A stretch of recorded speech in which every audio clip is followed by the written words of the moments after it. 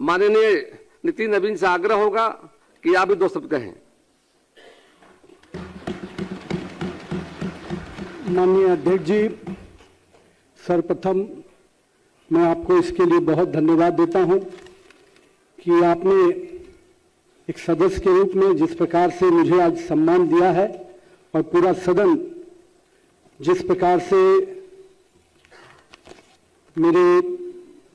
विधायकी जीवन करीब 20 साल का रहा है, अभी तक का जो सफर है, और उसमें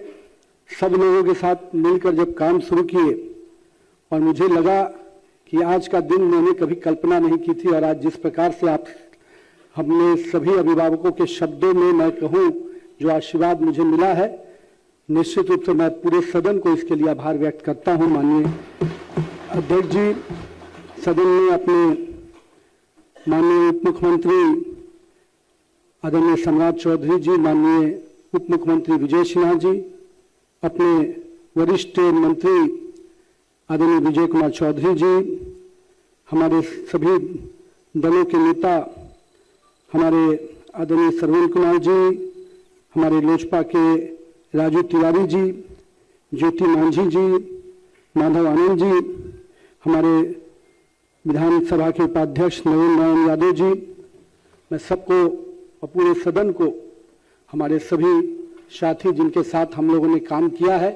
मैं सबको प्रणाम करता हूं और सबको आभार व्यक्त करता हूं। माननीय मुख्यमंत्री जी,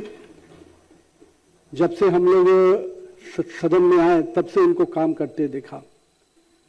और मैं मानता हूं कि राजनीति के दृष्टि से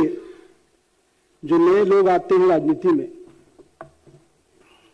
जहां एक और अपनी पार्टी के विचारों से हम लोग आते हैं और वहीं जनता के बीच में भी एक मत लेके आते हैं, और जनता का मत जब मिलता है तो कई मुद्दों के साथ हम उनके से जुड़ते भी हैं, लेकिन उन मुद्दों के साथ अपने विचारों के साथ आगे बढ़ने का जो कला यहां पर सीखने को मिलता है इस सदन में आने के बाद, कि कैसे हम अपने विषयों को भी उठाए, अनुशासन की गरिमा को भी रखें,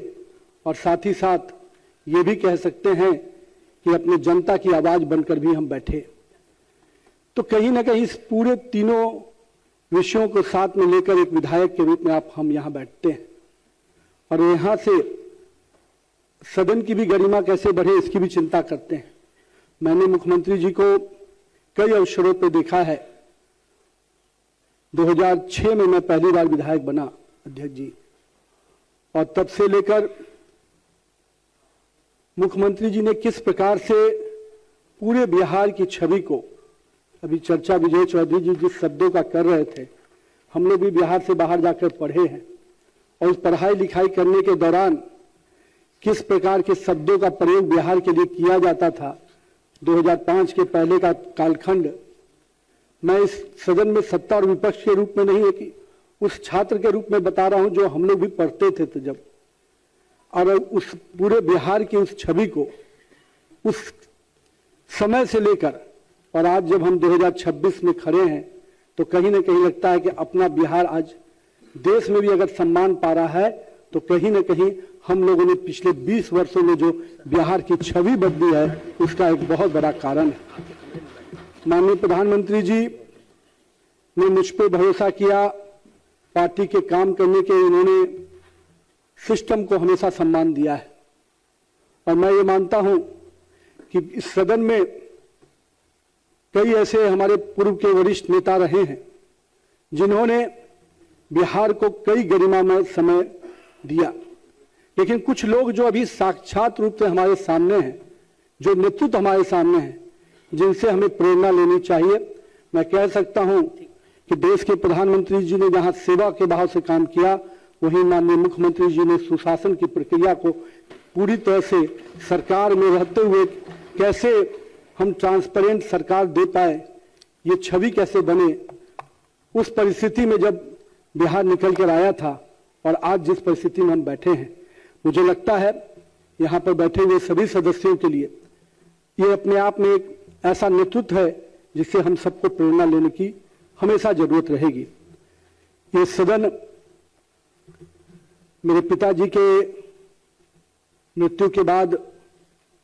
मैं भी सदन का सदस्य बना और मैं एक बात कई अवसरों पर कहता हूं अध्यक्ष जी, मैं भी नहीं जानता था जब राजनीति में नहीं आया था कि एक व्यक्ति समाज में कितना बड़ा स्थान पा लेता है राजनीति में आने के बाद। जो भाव से जनता उसको देखती है, मैंने अपने पिताजी के जीवन को उसमें देखा कि लोग मेरे हाथों को पकड़ के मिलते थे, रोने लगते थे, तो मुझे लगता था कि मेरे पिताजी हैं, सामने वाला व्यक्ति क्यों इतना भावनात्मक हो रहा है। मैं नहीं जानता था कि उसकी भावना किस प्रकार से जुड़ी है, लेकिन मुझे लगा कि मैंने पिछले 20 वर्षों में हमेशा ये ध्यान रखा कि मेरे पिताजी की छवि के हिसाब से मैं हमेशा अपने आप को आगे लेके चलूं। और मुझे लगता है कि हमारे आज के सभी जनप्रतिनिधियों को ये बहुत आवश्यकता है हम सबके लिए कि हम जनता के साथ किस प्रकार से उस लगाव के साथ जुड़े, उस भावना के साथ जुड़े, ताकि जब हम नहीं भी रहे, हम जब हमारे काम की बातें हों उस समय भी हमारे प्रति उनकी वही भावना रहे। तो नहीं, हमारे राजनीति में एक सही रूप से सफलता तब मिलेगी जब हमारे नहीं रहने पर भी लोग उस रूप से हमें याद करेंगे। साथ ही साथ सदन की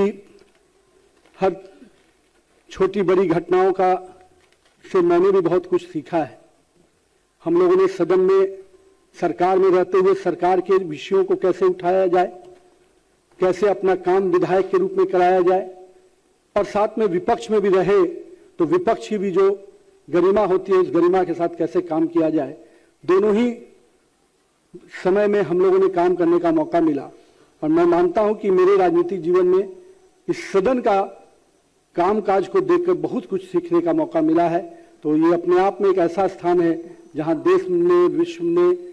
लोकतंत्र का इतिहास, कहते हैं कि वैभवशाली इतिहास में लोकतंत्र की जननी कहा जाता है बिहार, और उस लोकतंत्र की जननी में इस विधानसभा का बहुत बड़ा हमेशा योगदान रहा है और रहेगा। और हम सब कोई आज के अपने सभी सदस्यों का आभार भी व्यक्त करते हैं और अध्यक्ष जी इतना विश्वास दिलाते हैं आप सबको कि एक विधायक के रूप में जो भूमिका, हम मंत्री के रूप में जो मौका पार्टी और माननीय मुख्यमंत्री ने दिया है, अब पार्टी ने भूमिका जरूर बदली है, पर विधायक के रूप में मैं अगर यहाँ हूँ तो निश्चित रूप से यहाँ के राज्य के विकास में जो भी मेरी भूमिका हो पाएगी, दोनों ही हमारे एनडीए दलों के लोग जो भी मुझसे उम्मीद करेंगे, मैं निश्चित रूप से बिहार के विकास में माननीय प्रधानमंत्री जी ने जो सपना देखा है 2047 के विकसित भारत का, और माननीय मुख्यमंत्री जी जिस दिशा में बिहार को निरंतर आगे लेकर आगे बढ़ रहे हैं, हम लोग भी उस भूमिका में इन दोनों के नेतृत्व में पूरी ताकत से बिहार को विकास में पथ पे और तेजी से आगे लेने में पूरी अपनी योगदान देंगे। साथ ही साथ मैं अपने सभी साथियों से आग्रह करूंगा कि आप सब मिलकर, हम बिहार की वो टीम है,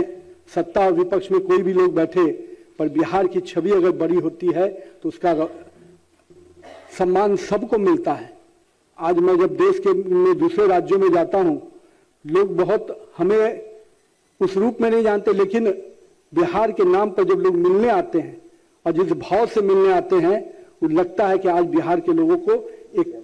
जुड़ाव का एक केंद्र मिल गया है। तो मैं पूरा प्रयास करूंगा कि जो सम्मान आपने दिया है, जो सम्मान पार्टी ने दिया है, उससे बिहार में, देश भर में रह रहे सभी बिहार के लोगों को मैं जोड़कर निश्चित रूप से बिहार एक गर्व का विषय बने, बिहार एक सम्मान का विषय बने, और हम अपने पुराने गौरवशाली इतिहास को पुनः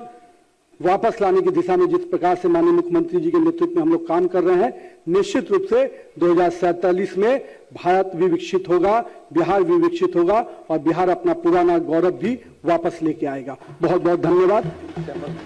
आपके मोबाइल पर तुरंत आएगी ब्रेकिंग न्यूज, स्क्रीन पर सबसे पहले दिखेगी बड़ी खबर, देश दुनिया की हर खबर एक जगह। अब आपके मोबाइल पर तुरंत फटाफट इंस्टॉल कीजिए न्यूज नेशन ऐप और रखिए खुद को अपडेट।